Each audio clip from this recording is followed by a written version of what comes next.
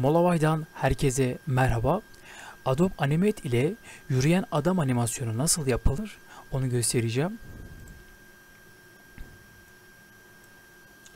Şimdi dilerseniz şöyle bacağı çizelim. Şu şekilde. Hepsini seçiyoruz. Klavye üzerinden F8 tuşuna basarak bir sembol oluşturuyoruz. Daha sonra bunun içine giriyoruz. Şöyle gördüğünüz gibi. Tekrardan F8'e basıyoruz ve ikinci sembolümüzü oluşturuyoruz. Gördüğünüz gibi geldi. Şimdi bacağın diğer kısımlarını da oluşturuyoruz.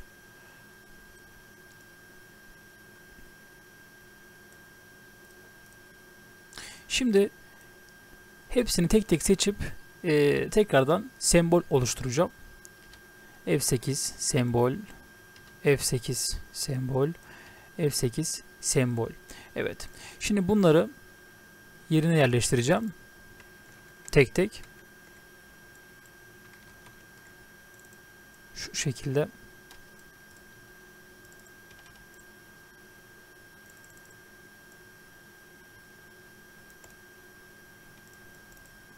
Evet. Şimdi sol taraftan kemiği seçiyorum ve şuradaki çizgileri birleştiriyorum. Gördüğünüz gibi. Şimdi şuradaki layer ile bizim işimiz kalmadı. Onu silelim. 40. frame'e geliyorum ve buradan insert pose'u etkinleştiriyorum. Şimdi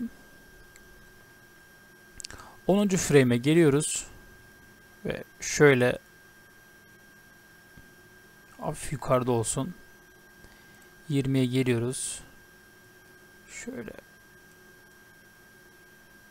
şu şekilde 30'a geliyoruz ve bacak şu şekilde yukarıda olacak.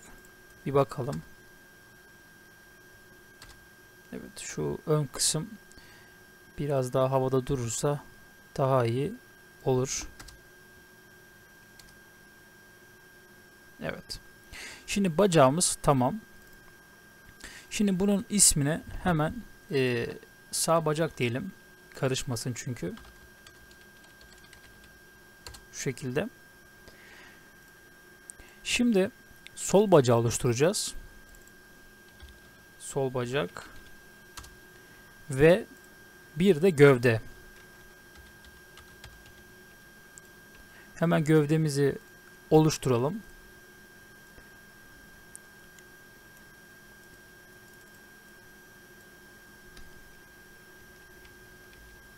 Evet.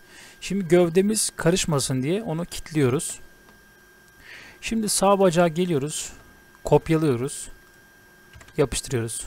Gördüğünüz gibi geldi. Fazla yakınlaştırmayın. Şöyle arada bir farklılık olsun yani. Hem siz de görebilirsiniz diye. Gövdeyi şöyle ortaya alıyoruz. Diğer bacak arka kısma geçsin diye. Evet. Şimdi bir çalıştıralım. Evet. Şimdi bunu şu şekilde yapacağız. İkisini birden seçiyoruz. Zaten gövdeyi seçmeyecek. Çünkü burada kilit var. İkisini birden seçiyoruz ve Movie Clip değil de Graphic'i etkinleştiriyoruz. Etkinleştirdikten sonra alt kısımda lob çıktı. Bunlardan bir tanesini 20 yapacağız.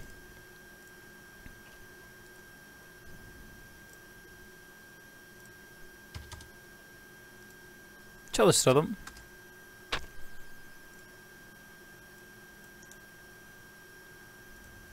Tekrar bakalım. Evet. Şimdi 20 vermemizin mantığı nedir? Onu da hemen açıklayayım. Şimdi sol bacağı tıkladığımız zaman şimdi ikisi normalde böyle duruyor. Ama 20. kareye geldiğimiz zaman görüyorsunuz bacak arkaya doğru gidiyor yavaşça. O yüzden öyle yaptım.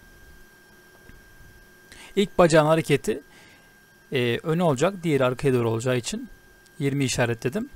Şimdi tekrar bakalım. Evet.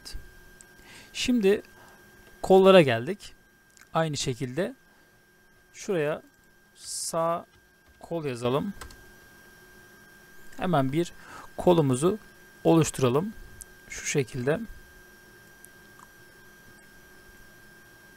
Şu bizim kolumuz olsun. Hepsini seçiyorum. Mantık aynı. Ayaklarda ne yaptıysak aynısını da buna yapıyoruz. Hepsini seçiyorum. F8'e basıyorum. Şimdi buradan şöyle birleştiriyorum bunları.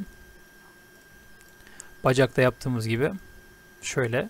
Daha sonra şuradan kemiği seçiyorum ve bunları birleştiriyorum. Şu şekilde. Birleştirdikten sonra hepsini tekrardan seçiyorum ve F8 tuşuna basarak tekrardan bir sembol oluşturuyorum. Çünkü bunu sembolün içinde çalışacağım. Şu an sembolün içindeyiz. Hemen şuna sağ kol diyelim. Şimdi kolumuzun hareketleri biraz daha farklı tabii ki. Şimdi birinci frame'de şu şekilde olacak. Şöyle hafiften kaldıralım. Hafif geri olacak. Şu şekilde. Birinci frame'de böyle. Şimdi 20'ye geliyoruz. Aynı şekilde 20. frame'de de böyle olacak. 40'a geliyoruz ve 40'ta da aynen bu şekilde olacak. Bunlara dokunmuyoruz. Aynı olmasına dikkat edin. Şöyle. Şimdi geldik önemli kısma. 10. frame'e geliyoruz. Şöyle. 10. frame'e geliyoruz ve kolu şöyle arkaya doğru atıyoruz. Şu şekilde. Şöyle. Daha sonra 30. frame'e geliyoruz ve bu sefer tam tersini uyguluyoruz. Şöyle öne gelecek şekilde. Şöyle hafiften kıvrımlı olsun. Bir bakalım. Evet. Şimdi kolumuzu bir takalım isterseniz. Tabi bunu silelim. Sağ kol diyelim buna. Şöyle çalıştıralım. Evet.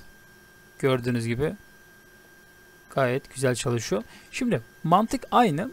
Tekrardan yeni bir layer oluşturuyorum ve buraya da sol kol diyorum.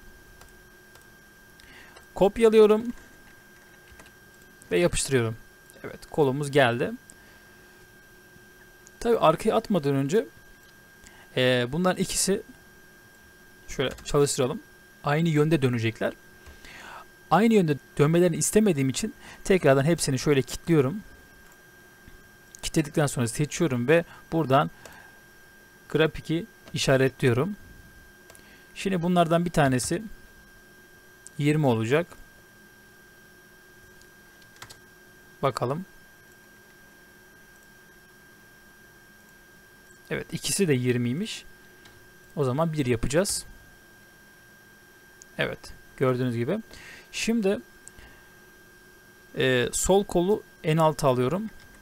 İlk önce eşitleyeyim. Eşitledikten sonra en alt kısmı alıyorum ve çalıştırıyorum. Şimdi buradaki mantık şöyle. Çalıştıralım. Şimdi sağ kol önde olacak. Sağ bacak arkada olacak. Mantık bu arkadaşlar. Yani sağ bacak önde, sağ kol önde olamaz. Bunlara çok dikkat edin. Şöyle sağ bacak önde, diğeri arkada. Şöyle.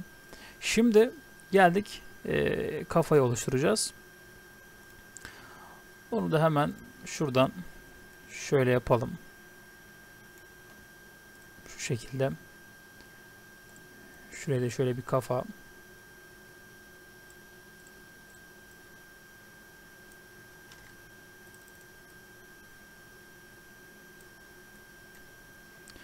Şöyle yakınlaştıralım. Daha iyi görmüş olursunuz.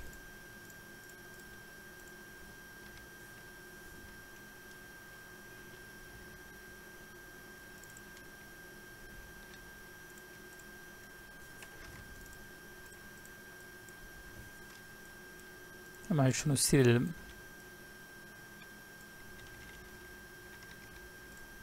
Evet. Şuraya da şöyle göz çizelim. İçini boyayalım.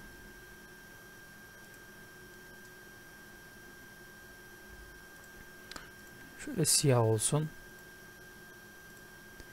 Bir de gülen bir surat yapalım şöyle.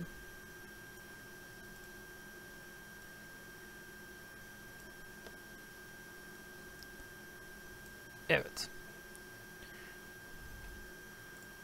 Uzaklaştıralım. Evet. Gördüğünüz gibi gayet başarılı oldu.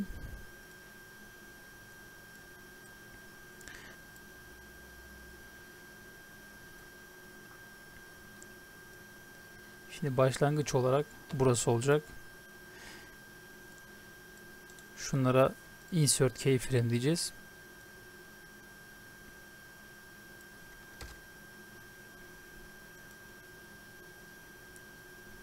Şöyle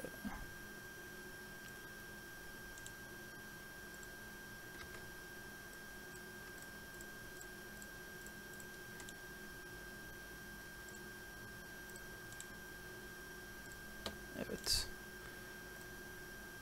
Önden koşuyor böyle. Şu şekilde. Evet, gördüğünüz gibi arkadaşlar. Umarım videoyu beğenmişsinizdir. Kendinize iyi bakın. Hoşça kalın.